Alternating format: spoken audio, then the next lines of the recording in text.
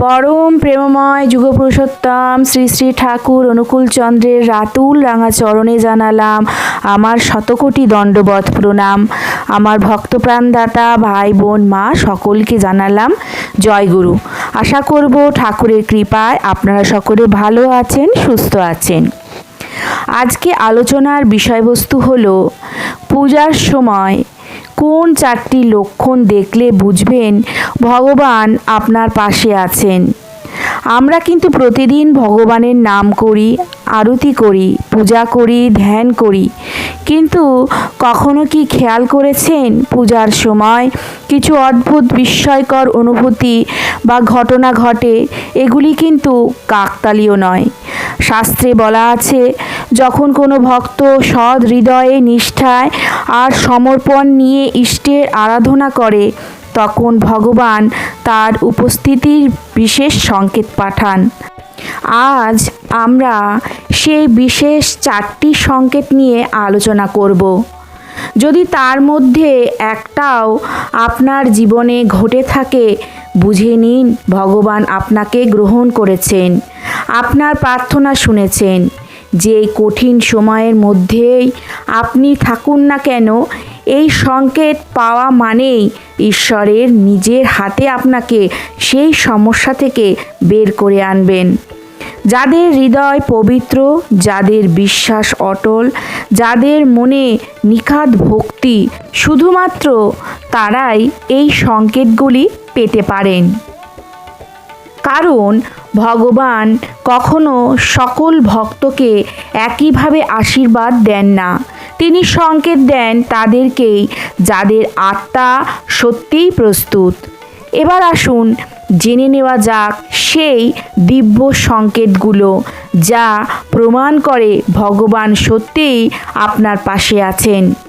সনাতন ধর্মে আছে অতিথি দেবো ভব, অর্থাৎ অতিথিকে ভগবানের আসনে বসানো হয়।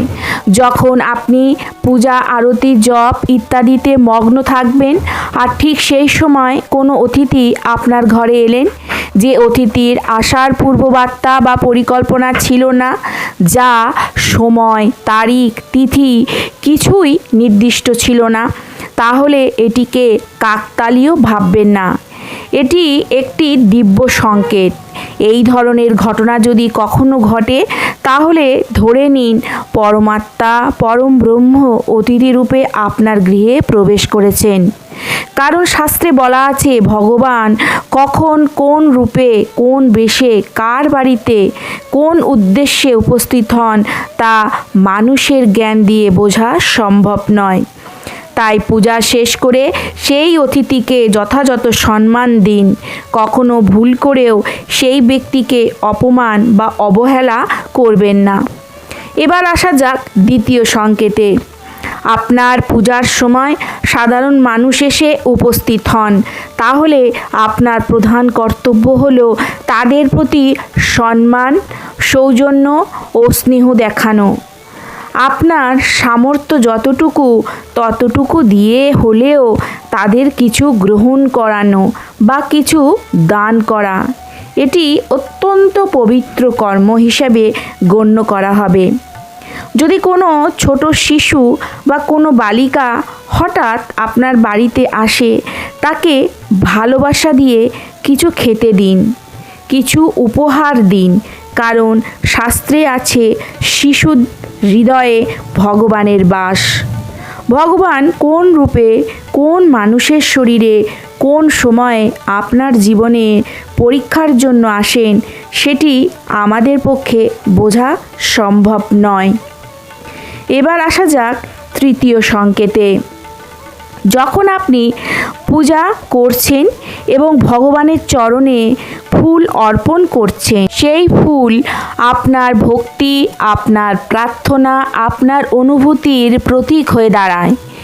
এবার লক্ষ্য করুন, পূজা শেষে যে ফুল আপনি ভগবানের চরণে রেখেছিলেন, সেই ফুলটি হঠাৎ করে পড়ে যায় অথবা আপনার সামনে এসে পড়ে, তাহলে এটিকে সাধারণ ঘটনা হিসাবে মনে করবেন না। এটি এক ধরনের দিব্য আশীর্বাদ, একটি শক্তিশালী শুভ সংকেত। শাস্ত্রে বলা আছে, ভগবান যেদিন ফুলের মাধ্যমে প্রতিক্রিয়া জানান সেই দিন বুঝতে হবে আপনার প্রার্থনা গ্রহণযোগ্য হয়েছে। এই ঘটনার অর্থ হলো আপনার জীবনে দ্রুত উন্নতি আসবে, আপনার কাজে সাফল্য আসবে, আর্থিক দিক থেকে শুভ ফল মিলবে, আটকে থাকা কাজের সমাধান মিলবে, আপনার মনোবাসনা ফলপ্রসূ হবে। যদি ফুলটি আপনার পায়ের কাছে এসে পড়ে তাহলে এটিকে আরও শক্তিশালী সংকেত হিসাবে মানা হয়। এটা যেন ভগবান নিজেই বলছেন, আমি তোমার পাশে আছি, আমি তোমাকে রক্ষা করব, আমি তোমাকে এগিয়ে নিয়ে যাব। এবার আসা যাক চতুর্থ অর্থাৎ শেষ সংকেতে। আমাদের শাস্ত্রে উল্লেখ রয়েছে পরমেশ্বর এ জগতের প্রতিটি প্রান্তে, প্রতিটি কোণায়, প্রতিটি সত্তায় বিরাজমান। ভক্ত যেখানেই ভগবানের নাম উচ্চারণ করেন ভগবান সেখানেই উপস্থিত থাকেন। এবং আপনি যখন পূজা করছেন, জপ করছেন, হঠাৎ করে ঘণ্টার ধ্বনির মতন কম্পন বা কোনো অদ্ভুত শব্দ রিংয়ের মতন শুনতে পান তাহলে বুঝে নিন এই শব্দ শুধু একটি যান্ত্রিক আওয়াজ নয়, এটি একটি শুভ সংকেত। শাস্ত্রমতে এমন শব্দ তখনই ধ্বনিত হয় যখন পজিটিভ এনার্জি, দেব শক্তি এবং ঐশ্বরিক উপস্থিতি আপনার চারপাশে সক্রিয় হয়ে ওঠে। এছাড়া অনেকে লক্ষ্য করে পূজা শেষে ভগবানের সামনে যে প্রসাদ রাখা হয়েছে সেই প্রসাদে টিকটিকি এসে মুখ দেয় বা পিঁপড়ে এসে আহার শুরু করে দেয়। অনেকে এসব দেখে অস্বস্তি বোধ করেন, কিন্তু সত্য কথা হলো এগুলি অত্যন্ত আশীর্বাদের প্রতীক। কারণ শাস্ত্র বলে যখন কোনো জীব আপনার অর্পিত নৈবেদ্য গ্রহণ করে তখন সেটিকে গ্রহণ করে ভগবানই। উনি জীবের রূপ প্রাকৃতিক শক্তির মাধ্যমে আপনার দেওয়া প্রসাদ গ্রহণ করেন। আর যদি তুলসী তলায় সন্ধ্যাবেলায় প্রদীপ দিতে যান এবং দেখেন টিকটিকি, পিঁপড়ে বা ছোট ছোট পোকাদের উপস্থিতি, তাহলে এটি একটি অত্যন্ত শুভ লক্ষণ। এতে বোঝায় তুলসী মাতার কৃপা আপনাদের গৃহে বিরাজ করছে। ভগবান কখনো কখনো মানুষের রূপে, মানুষের হাতে, মানুষের মাধ্যমে আপনাকে প্রয়োজনীয় জিনিসটি পৌঁছে দেন। সেটা কখনো খাদ্য হতে পারে, কখনো অর্থ হতে পারে, কখনো বই হতে পারে, কখনো কখনো ফুলও হতে পারে, আবার কখনো এটি শুভ বাণীও হতে পারে। কিন্তু এর পিছনে থাকে একটি গভীর আধ্যাত্মিক উদ্দেশ্য। যদি এমন কারোর আগমন ঘটে এবং সে আপনাদের জন্য উপহার নিয়ে আসে, তাকে কখনোই অপমান, অবহেলা বা অসম্মান করবেন না।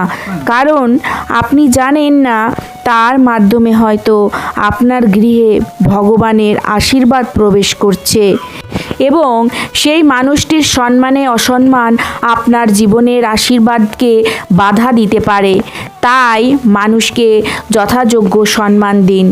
তার আনা উপহারটি কৃতজ্ঞতা সহকারে গ্রহণ করুন। শাস্ত্রে বলা আছে, আমি ভিন্ন ভিন্ন রূপে মানুষের কাছে যাই মানুষের কল্যাণের জন্য। তিনি কখনো প্রকাশ্যে আসে না, তিনি সংকেত পাঠান।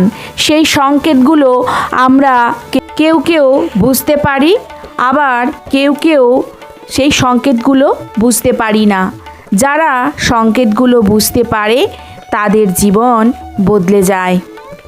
সুতরাং ভগবান কোন রূপে, কোন বেশে আমাদের সামনে এসে উপস্থিত হন আমরা সহজে কিন্তু তা ধারণা করতে পারি না, আমাদের ধারণার বাইরে। আশা করব আজকের ভিডিওটা আপনাদের ভালো লাগবে। আর যদি ভালো লাগে তাহলে অতি অবশ্যই একটা করে কমেন্ট করবেন, লাইক করবেন, বেশি বেশি করে শেয়ার করবেন। আর যারা এখনও পর্যন্ত আমার পরিবারের সদস্য হয়ে ওঠেননি, আমার চ্যানেলটাকে সাবস্ক্রাইব করে আমার পরিবারের সদস্য হয়ে উঠুন। কালকে আসছি আবার আরেকটি নতুন ভিডিও নিয়ে। সবাই ভালো থাকুন, সুস্থ থাকুন, সাবধানে থাকুন। ঠাকুরের কাছে এই প্রার্থনা করি, ঠাকুর সদা সর্বদাই আপনাদেরকে ভালো রাখুক, সুস্থ রাখুক। জয় গুরু।